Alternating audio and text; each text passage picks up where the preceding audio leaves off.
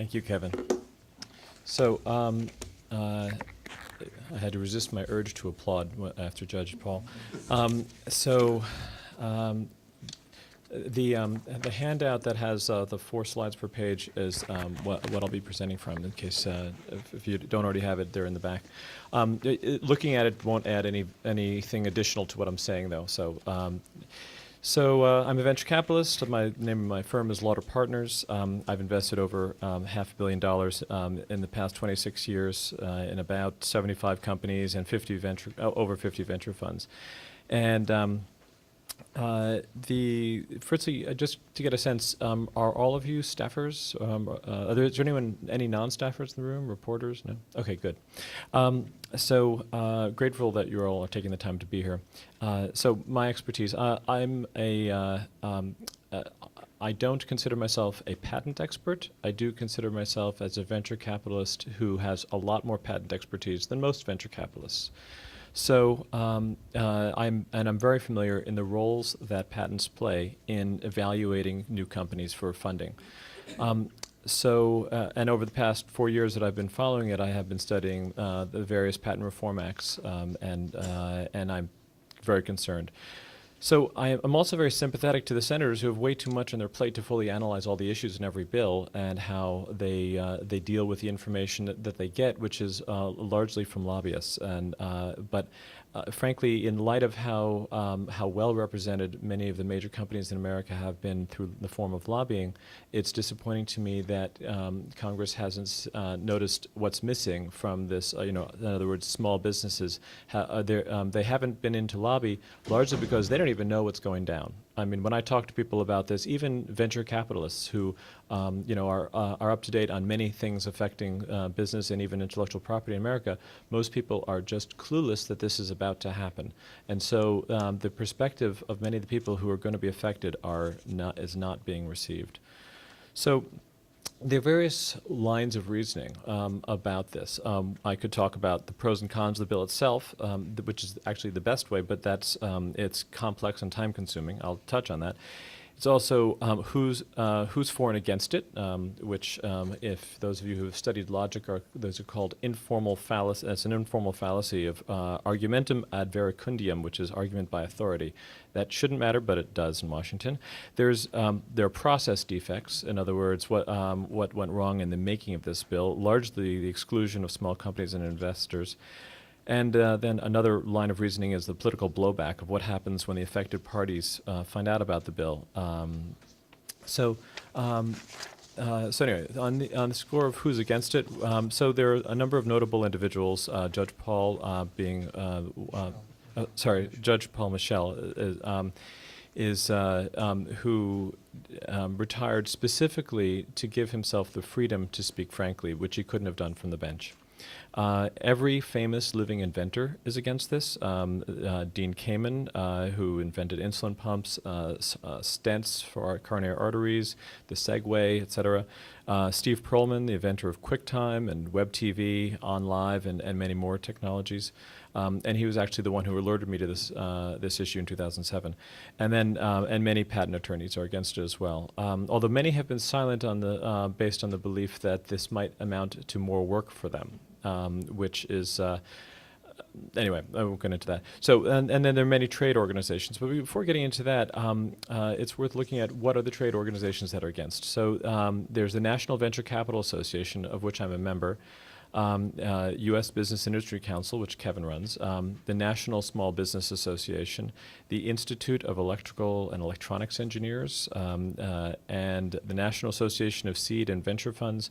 And rather than rattle off the long list, I've included that there's many others, but something very significant about all these is that they represent small companies and small company innovation, and these are entities that don't have much lobbying money, and therefore they have published things against this, but they haven't had the money to actually come and speak to many of you individually. So on process defects, tens of millions have been spent lobbying for the America Invents Act. The Washington Post reported on this. The Senate hearings have excluded small businesses, small and medium-sized businesses, and inventors.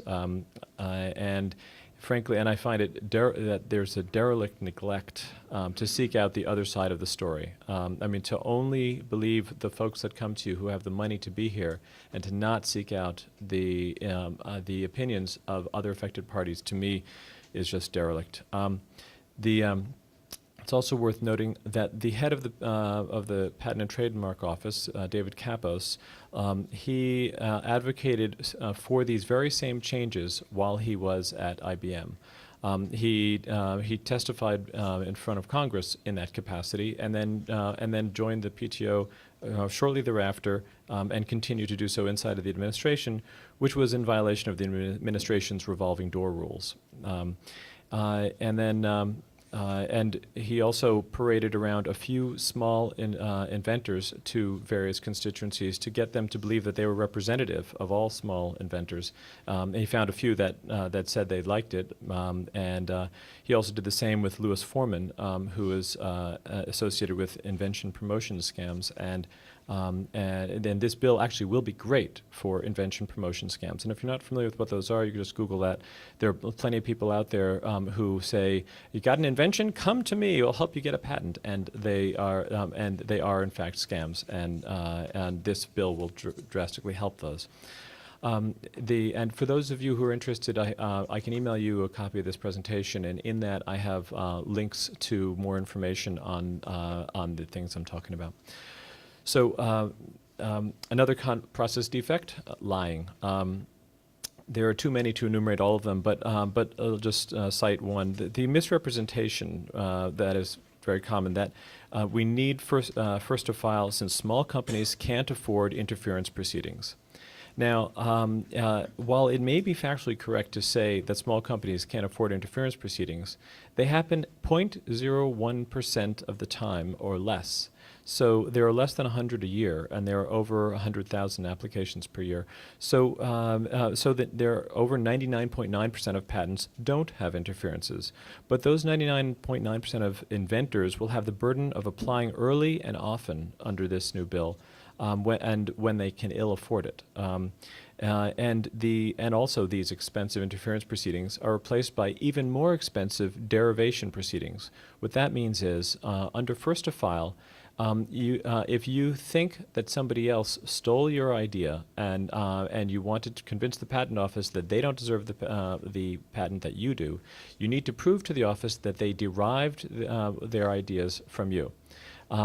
So under previous interference proceedings, you had to use your own evidence to show the patent office when you invented.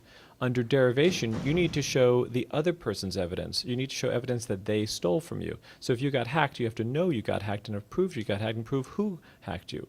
So, which is extremely difficult. This law does not give any right of discovery, meaning the ability to get other people's evidence against their will with a subpoena. So a derivation proceeding is more expensive and less likely to prevail. Anyway, in the interest of time, I'm going to try to move a little faster. So getting into some of the problems of the bill itself, particularly from my perspective as a venture capitalist, first to file, its worst effect is on companies between ages 0 and 1. And often the companies are not even incorporated yet. It's still at the stage of an individual inventor at that point. First to file creates a much greater risk of theft. And so the reason for that is basically, in the past, if someone else applied for something they heard from you or indirectly from you, if you could prove that you invented it first, you could wrest the patent away from them. Now, if someone else applies first, you have the daunting challenge of trying to do a derivation proceeding, which is something that most people just cannot prevail in, let alone afford. So basically, this is an ideal thing for those who steal. And if you look at how the rest of the world, we are the last company on Earth with the first to invent system, and everyone says, oh, well, we need to harmonize, or we need to get with the program and join the rest of the world. Well, look at the rest of the world. They are not succeeding. Their patent systems do not work for small companies or inventors. And the advice that all those small companies are given is that they need to apply for their patents before they talk to investors, from whom they need to get the money to apply for a patent. So there's a circularity problem, and then before they talk to potential customers to determine is this really a good idea or not, before they talk to potential employees or co-founders. Anyway, if you look at the rest of the world, there's 10 times more angel and venture capital invested in this country per capita than in Europe, which is the next best place. 10 times. So we are likely to move in that direction. Also, this would be an enormous boon to cyber criminals, for hackers, because stolen IP will now be worth a lot more money. I have taken more time than I promised I would. Okay, so let me just, Kevin has asked that I talk about the way in which this affects investment. Venture capital has, in the past 10 years, from 2000 to 2010, where we have complete records, the amount of money invested in venture capital in this country has declined by an order of magnitude, by a factor of 10. Since 2007, it declined by a factor of 4. The funds going into venture capital firms, which has to go into the firm first before they can invest it, has shrunk dramatically. And that has been due to things like Sarbanes-Oxley and a number of other changes. The shrinkage will happen even more severely were this to be passed, because one of the key things that investors often look for is patent protection, because it is so hard for small companies to succeed, and for somebody to decide that they want to risk their money on a given venture. You need as much going for you as possible, and patents help. Patents have never been a panacea, but they always helped. They helped tip the balance towards being willing to take that bet. And under this new law, the balance is shifted away from the likelihood of success, and that will reduce the amount of money that I and the rest of the industry are likely to invest in early-stage risky companies that need patents, particularly clean technologies and medical technologies. These are the ones that are most dependent on patent protection. Thank you for your attention.